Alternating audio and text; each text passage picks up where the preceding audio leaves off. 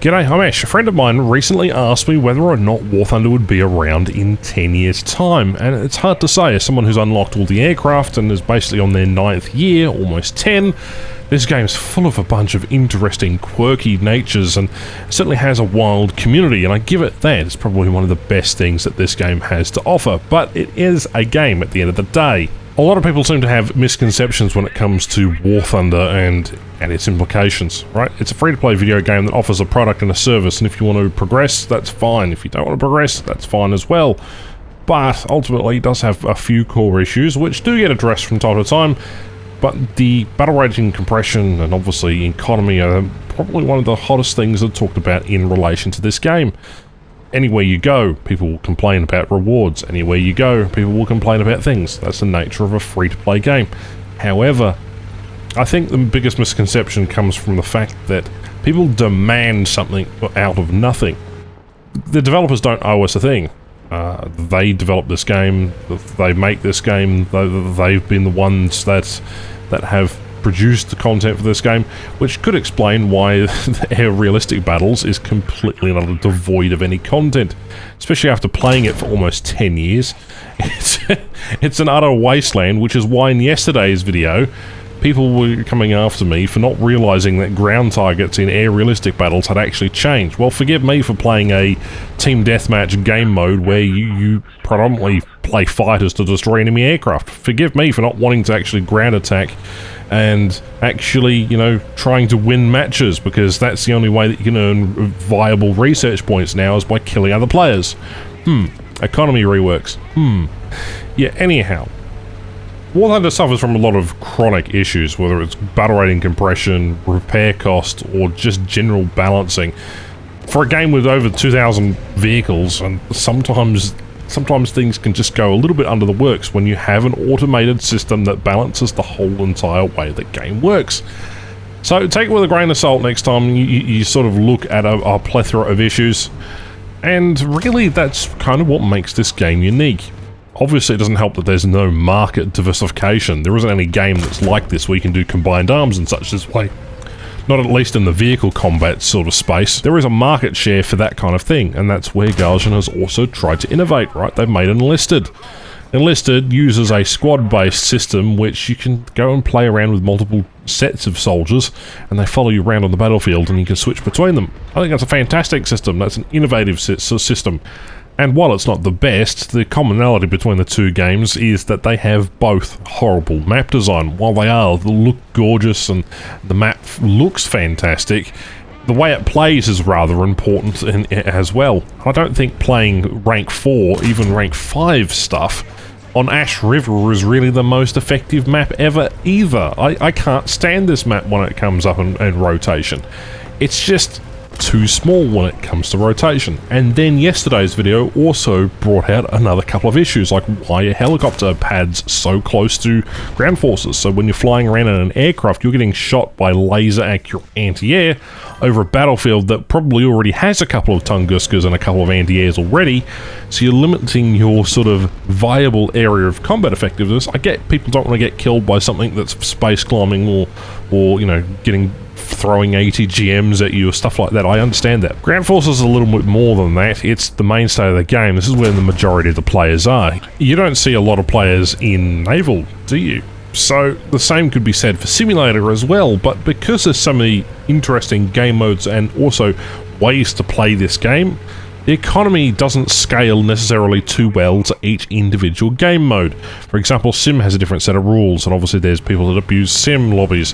There is obviously people that only play Enduring Confrontation, and then there's people that only play arcade battles. Some of them only ever do events, and there's a lot of people sitting in custom battles.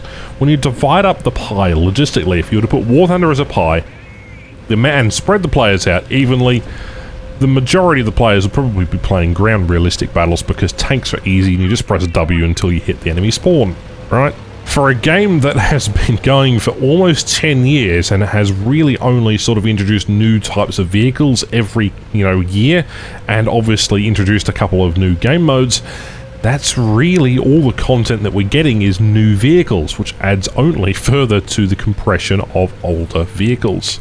Which is why whenever doing vehicle reviews, you see a lot of content creators call it not meta or a vehicle meta, because those are decent vehicles. Sure, you can do well in any vehicle in the game, that's a guaranteed, but can you do well in it consistently? Is it something that is easy to fly and fits with the game narrative? Because oftentimes that changes update to update. What is flavor of the month, for example?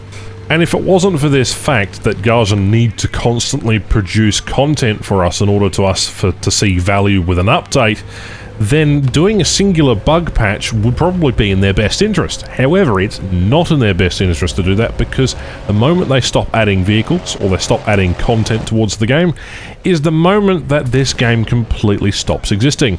You can't actually do anything with the content that War Thunder has, considering A, the engine is quite old, even though they've been doing engine upgrades over the time, and you can't necessarily fix all the bugs with graphical issues and sound issues and visual model issues without actually having some meaningful content, because the moment you do a quality of life update, the next major patch that they push with newer content to actually say, oh hey look, by the way, we've got another update with vehicles, say, you know, the F14 or something like that, the moment they break the game again.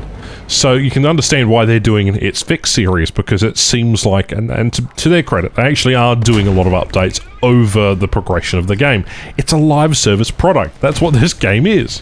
And then you'll have some minor issue like flying Churchills and something like that to have an absolute meme of a time, and people will have a great time with it, if only that bug to be fixed later down the line.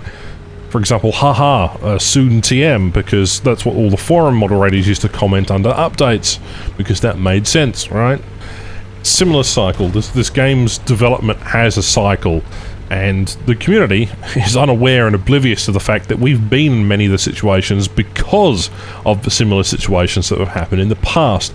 War Thunder's past is incredibly interesting to look back on, and I think as an older player, I don't realise how, well, bad the game was back then. It's better than it ever was, and that's saying something in a very, very loose terms. I had a look at some of the older footage and some of the older videos that I had running the game at 15 FPS. Granted, it was on a laptop, but the game just sounded worse. It had a more demeanor, and then they went through that colourful blue filter with the battlefield phase, and sort of the big bold HUD icons that weren't really scaled correctly, and a lot of buttons that were mismatched, and then they put all the HUD everywhere else. They put the battle screen up the very top. You know, there's all these things that when you look back at the game's history and the convoluted like controversies that the game has been in, it really doesn't matter. Like, we're coming up on 10 years anniversary. If it wasn't for you guys playing this game, and for a lot of us spending a lot of money on this game, we probably wouldn't be here. And I think the reason why we play this game specifically is because, well, the amount of control modes and how easy it is to play. The accessibility for War Thunder is generally regarded as an arcade simulator, and that's what I call it at best. Essentially, it is the stepping stone to more simulators. But if you want to go arcadey, it is there for you as well. Obviously, free-to-play isn't exactly the best idea, but, you know, if it makes this game accessible with the amount of control modes and inputs, then I guess that works, even though, well, this game has been around for basically donkey's years at this point. So to answer the question, will it be around for another 10 years? Probably not, but we have yet to see what is coming. When will the final update be for War Thunder? We probably don't know. But again, let me know what your thoughts are in the comments down below. My name is Ash. Thank you very much for watching, and I'll catch you in the next one. Bye-bye.